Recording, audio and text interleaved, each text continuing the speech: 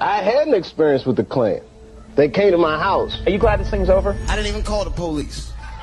I wanted to, but I couldn't.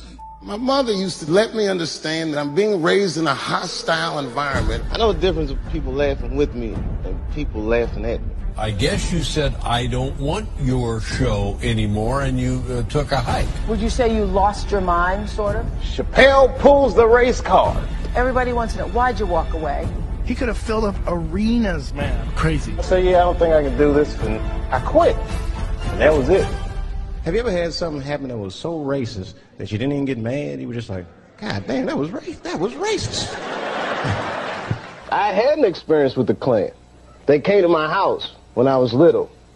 It was real scary. They came in the middle of the night on horseback, burning a cross on the sidewalk, beating on the door, all belligerent.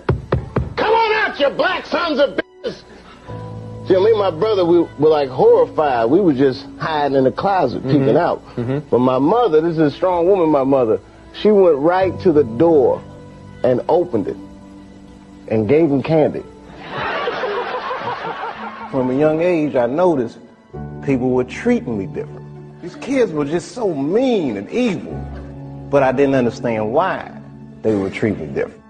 My mother used to let me understand the context that I was being raised in, that I'm being raised in a hostile environment that I have to tame. By the time I was 14 years old, I was in nightclubs, mastering an adult world. It was terrifying. What made you get on stage at the age of 14? The fear of death. When I was in high school, my freshman year of high school, almost 600 kids my age got murdered in Washington, D.C. It's heavy, man, you know. That made a real big impression on me. That and the fact that D.C. is a very segregated city, especially at that time. Statistically speaking, to this day, there's not one poor white person in Washington. There's a lot of poor black people in Washington. And my mother used to tell me this thing, I don't know if you remember, but you said this to me more than once. You said, son, sometimes you have to be a lion so you can be the lamb you really are. And I told my mother, you can ask her, I said, Mom, I'm going to make it all the way to the top of the socio-economic ladder. I'm a smart kid. But my dad takes me outside and he's like, listen, everybody wants to make it and you might not make it. And I said to my dad, well, that depends on what making it is, Dad. And he started laughing. He said, if you keep that attitude, I think you should go. He said, but name your price in the beginning.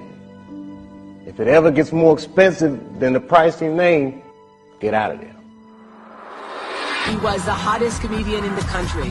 Then he mysteriously disappeared. Why Dave Chappelle walked away from $50 million. Nobody knew where you were going. Now, that sounds a little crazy. I guess you said, I don't want your show anymore, and you took a hike. It's one of the strangest and most controversial things to happen in the entertainment world. Everybody wants to know, why'd you walk away from $50 million? Would you say you lost your mind, sort of? I get a call on my cell phone from Hollywood. They're like, that pilot you did for Fox, it looks like they want to pick it up. And I went out and I sat with these people in this room. Yeah, Dave, we really like the show, but well, you know, we're thinking about the girl on the show. I think we should recast her, maybe. And they start using terms like universal appeal. Basically saying they want me to recast the girl with a white woman. I was doing sketches that were funny, but socially irresponsible.